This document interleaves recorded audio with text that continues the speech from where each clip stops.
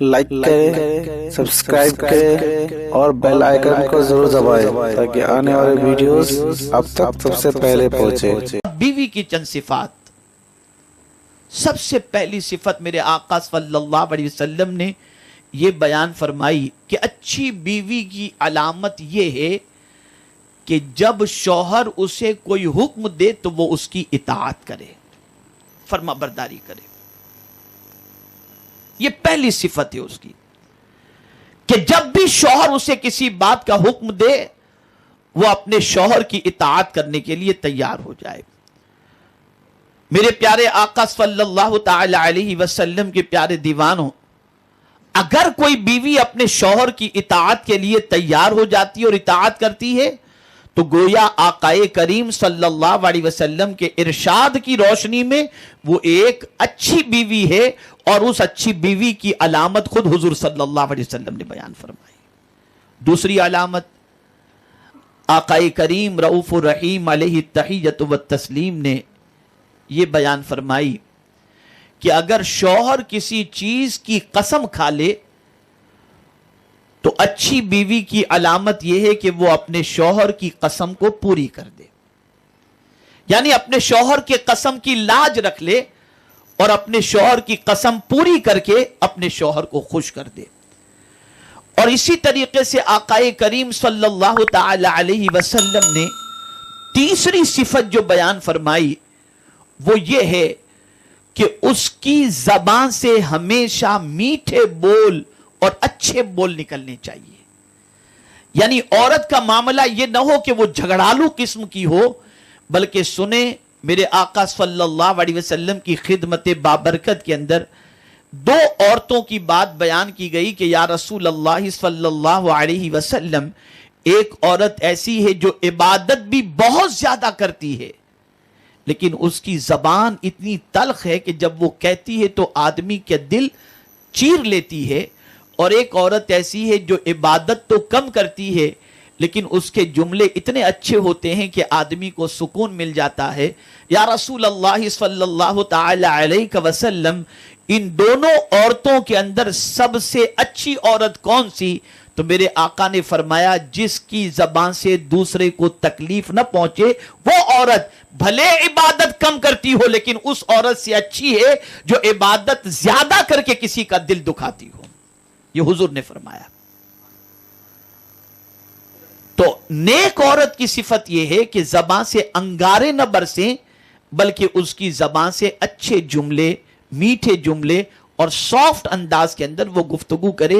یہ حضور صلی اللہ تعالی علیہ وسلم نے یہ علامت بیان فرمائی۔ چوتھی علامت میرے آقا صلی اللہ علیہ وسلم نے بیان فرمائی جو آج بہت زیادہ ذہن میں رکھنے کی ہے، اور وہ یہ ہے کہ میرے آقا صلی اللہ تعالی علیہ وسلم نے فرمایا کہ شوہر جب گھر سے غیر حاضر ہو تو اس کے مال اور اس کی آبرو کی حفاظت کرنا۔ شوہر کے ایبسنٹ کے اندر اچھی عورت کی علامت یہ ہے کہ وہ شوہر کے مال کی بھی حفاظت کرے اور شوہر کے آبرو کی بھی حفاظت کرے۔ یہ میرے آقا صلی اللہ تعالی علیہ وسلم نے نیک صفات عورت کے حوالے سے بیان فرمایا۔ اور یہ بھی یاد رکھیں آقا کریم صلی اللہ علیہ وسلم نے یہاں تک فرمایا جس کا گھر میں آنا شوہر کو ناپسند ہو عورت کے لیے ضروری ہے کہ اس کو اپنے گھر میں آنے کی اجازت بھی نہ دے۔ جس سے ملنا شوہر کو ناپسند ہو عورت کو چاہیے کہ وہ اس سے ملے بھی نہیں، اس لیے کہ ایسا کرنے سے اس عورت کے لیے دنیا میں بھی فائدہ ہے اور آخرت میں بھی فائدہ ہے۔ اب قرآن مقدس کے آخری جملے پر میں آتا ہوں، وَجَعَلَ بَيْنَكُمْ مَوَدَّةً وَرَحْمَةً۔ قرآن کہتا ہے تمہارے درمیان اس نے مودت اور رحمت رکھی۔ اب مودت دوستانہ، قرب۔ اب آپ دیکھیں میاں بیوی میں تھوڑا سا جھگڑا ہوا جوان ہے، مودت اور رحمت کو تھوڑا سا میں ایکسپلین کروں۔ میاں بیوی میں تھوڑی سی بات ایسی ہو گئی کہ جس سے انبن ہو گئی، اور پھر اس کے بعد ایک دوسرے کو منانے لگے، لیکن اس کا اینڈ کیا ہوتا ہے؟ دونوں ایک دوسرے سے قریب ہو جاتے ہیں اور اس کے بعد یہ مودت کی وجہ سے وہ اختلاف ختم ہو جاتا ہے۔ تو آدمی اپنی بیوی سے قرب کب حاصل کرے گا؟ جب وہ جوان ہوگا، اور جوانی کے اندر وہ اپنے اختلافات کو ختم کرنے کے لیے اس سے قریب ہوگا، اس سے مجامعت کرے گا، اور یہ مودت کا اظہار ہو جائے گا اور اختلاف ختم ہو جائے گا۔ لیکن جب عمر کے اس حصے میں پہنچا کہ جب اس کی طاقت اس کے پاس نہیں ہے کہ وہ اپنی بیوی سے قرب حاصل کر سکے اور دونوں کے جذبات ٹھنڈے ہو چکے ہوں، تو قرآن کا انداز ملاحظہ فرمائیں، میرے کریم نے دوسرا لفظ استعمال فرمایا، ارشاد فرمایا رحمہ، اللہ نے تمہارے درمیان مودت رکھی اور رحمت رکھی۔ یعنی اب تم جب بڑھاپے کو پہنچ گئے تو تمہیں ایک دوسرے سے قریب ہونے کا موقع تو نہیں ملتا، نہ تم میں اتنی طاقت رہ گئی، تو اب تم ایک دوسرے کے بارے میں رحم کرتے ہو، مہربانی کرتے ہو۔ یہ میری وہی بیوی تو ہے جو جوانی میں مجھے بچے دیا کرتی تھی، یہ میری وہی بیوی تو ہے جو جوانی میں میرا خیال کرتی تھی، یہ وہی بیوی تو ہے جو جوانی کے اندر مجھے اچھا کھلا کر پلا کر مجھے رکھتی تھی۔ اب بڑھاپے کے اندر جب اس کی کوئی طاقت نہیں ہے تو اللہ نے اس کی محبت اور رحمت تمہارے دل میں رکھ دی۔ اب بڑھاپے میں اسے میں کہاں ستاؤں؟ اب یہ رحمت کا جو جذبہ بڑھاپے میں میاں بیوی کے دل میں ایک دوسرے کے لیے پیدا ہوتا ہے، یہ کسی اور کا پیدا کردہ نہیں، یہ میرے کریم کا پیدا کردہ ہے۔ تو یہ رشتہ بڑا عظیم رشتہ ہے، اور اس رشتے کو نبھانے کے لیے مجھے یاد آ رہا ہے کہ موریشس میں ایک نیو کپل میرے پاس آیا تھا، اور انہوں نے آ کر مجھ سے کہا کہ حضرت ہماری لائف پیسفل گزرے، اس کے لیے ہمیں آپ کوئی نصیحت فرمائیں۔ تو میں نے جو نصیحت ان کو کی تھی وہ نصیحت کر کے میں اپنی گفتگو کو ختم کرتا ہوں۔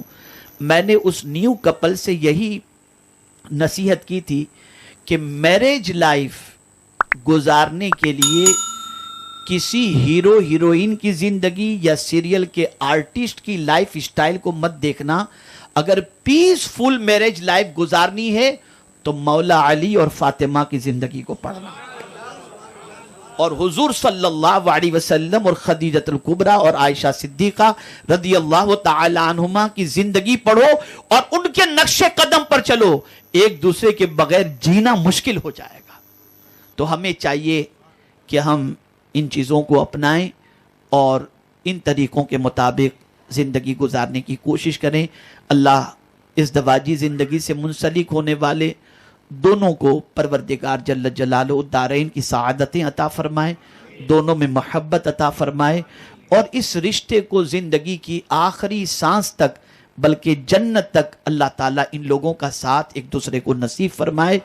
اس لیے کہ یہ رشتہ میاں بیوی کا ایسا ہے جو جنت میں قائم ہوا اور جنت تک رہے گا۔ یہاں تک سورہ یاسین میں فرمایا گیا کہ جنت میں میاں بیوی جھولے پر جھول رہے ہوں گے، یہ یاسین شریف کے اندر ہے، یعنی یہ رشتہ وہاں پر بھی رہے گا۔ تو اللہ تعالیٰ اس رشتے کو پائیدار بنائے، مودت و رحمت دونوں میں پیدا فرمائے، اور دونوں خاندان میں بھی اللہ تعالیٰ محبت عطا فرمائے، اتفاق و اتحاد عطا فرمائے، اور آقائے کریم صلی اللہ علیہ وسلم کے ذکر پاک کی برکتوں سے پروردگار دونوں کو اور دونوں خاندان کو مالا مال فرمائے۔ وما علینا الا البلاغ المبین۔